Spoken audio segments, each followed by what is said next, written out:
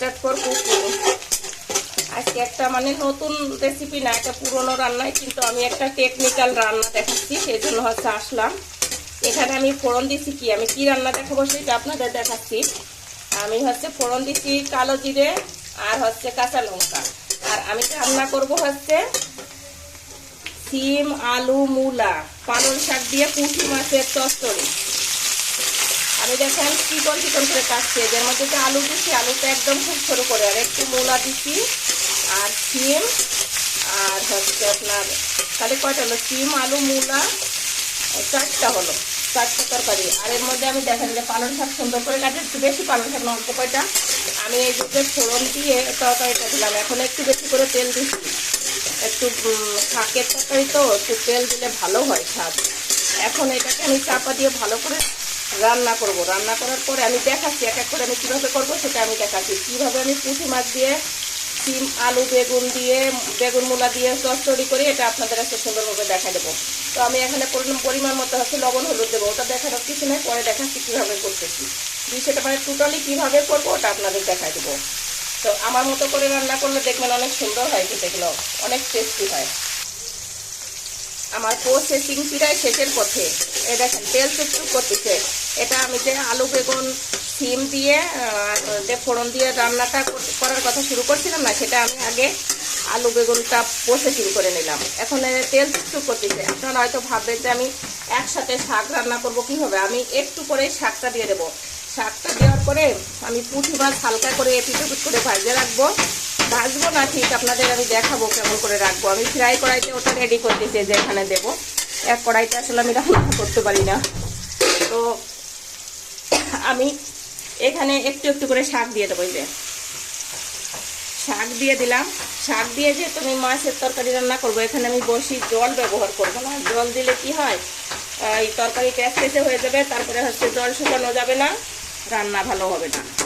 আমি এইবার এ জায়গায় এখানে অল্প একটু,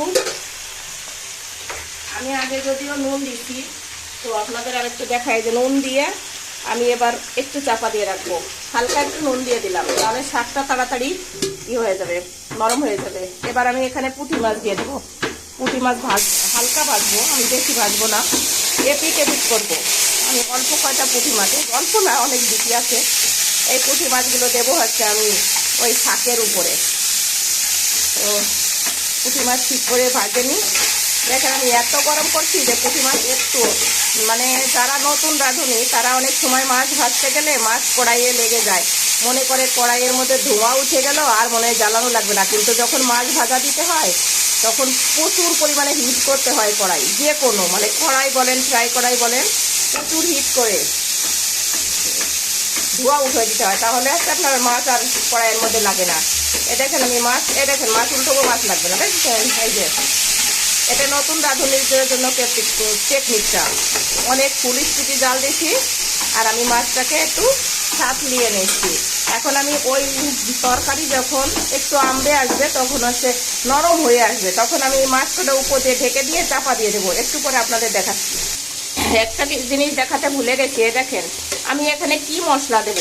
আমি জিরে ফোড়ন, কালো জিরে ফোড়ন আর কাঁচা লঙ্কা দিচ্ছি, তো একটু মশলা দিতে হবে। মশলাটা হচ্ছে যেখানে দিয়ে দিলাম।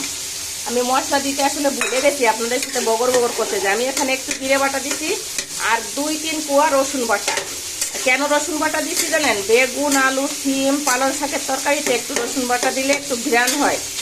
আর আমি তো সবসময় পেঁয়াজ ছাড়া রান্না করি, তো এখন আমি পেঁয়াজ ছাড়া রান্না করলাম না। এটা আমি পেঁয়াজ কুচি ফোড়ন দিয়েছি, রসুন বাটা দিলাম অল্প একটু, আর আমি তরকারিটাকে মাখা মাখা করব।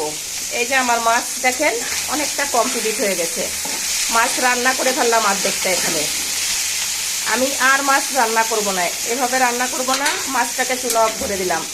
এখন আমি এই প্রসেসিংটা শেষ করে, আপনারা হয়তো বলবেন এটা দেখানোর কি আছে, অনেকেই আছে শাক দিয়ে মাছ রান্না করতে পারে না। আমার ননদের বয়স 70 বছর হয়ে গেছে, একদিন রান্না করে খাওয়াইছিলাম, বলে রান্না করলেও তোমার মতো হয় না।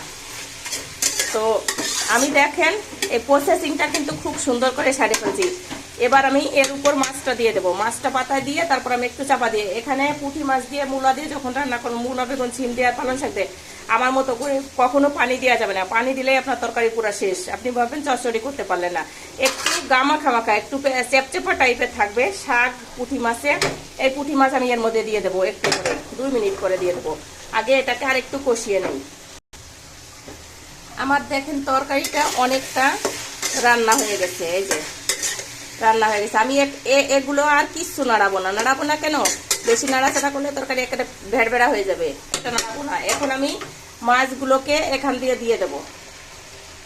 এখানে আমি মাছ ভাজছি, তেল চুকচুকা হয়ে গেছে, মাছ এপিট ওপিট করে ভাজছি, মাছ বেশি ভাজা দেই নাই, একটু কাঁচা কাঁচা ভাজা ভাজা এরকম আর কি। বেশি কড়কড়া হয়ে গেলে মাছের টেস্ট নষ্ট হয়ে যাবে।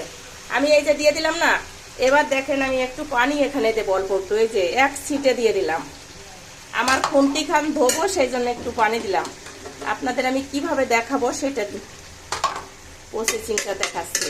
এখানে 1 চিমটি অ্যাড করবো। এই যে এটা কিন্তু ফুটানো পানি, আমি কখনো তরকারিতে কাঁচা পানি দেই না, তাহলে তরকারির স্বাদ ভালো হয় না। আর আমি এখানে বেশি হলুদ দেব না, পুঁটি মাছের সাথে অনেক হলুদ আছে। এটা আমি চাপা দিয়ে রাখবো, চাপা দিয়ে রাখলে পরে 5-7 মিনিট রেখে দেবো, আস্তে আস্তে রান্না হয়ে যাবে।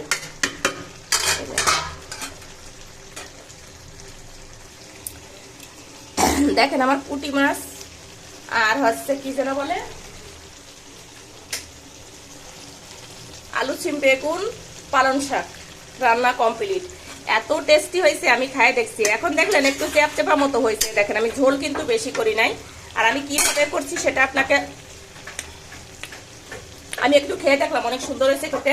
আপনাদের আরেকবার বলি, আমি পুঁটি মাছ তো আলাদা কাটা ছিল, ওটাকে হালকা করে ফ্রাই প্যানে ভেজে নিছি। আর প্রথমে সিম আলু বেগুন এগুলো কেটে আলাদা নিছি, ওগুলোকে হচ্ছে আমি ফোড়নে দিছি কালো জিরে কাঁচা লঙ্কা ফোড়নে দিয়ে ওটা ঢেলে দিয়ে ভালো করে একটু নেড়ে চেড়ে সুন্দর করে কষিয়ে তারপরে আমি মশলা দিছি একটু জিরে বাটা আর 4-5 কোয়া রসুন বাটা, ওটা দিয়ে আমি ভালো করে কষিয়ে তার উপরে আমি পালং শাক দিয়ে দিছি। পালং শাক দেওয়ার পরে একটু পালং শাকের উপরে নুন ছিটিয়ে দিছি। নুনটা যখন পালং শাকটা নরম হয়ে গেছে তখন ওই ভাজা পুঁটি মাছ উপর দিয়ে দেয়। দেখেন আমার রান্না কমপ্লিট। তো এটা খেতে অনেক টেস্ট হয়েছে, আপনারা আমার মতো করে এভাবে রান্না করবেন, অনেক সুন্দর হয়। আমার চ্যানেলটাকে সাবস্ক্রাইব করে দেবেন। আমার ইউটিউব চ্যানেল হচ্ছে রিতা নাগ ডেইলি ব্লগ আর আমার পেজ হচ্ছে মিথিলা বোস। সবাই ভালো থাকবেন, অনেক অনেক ধন্যবাদ।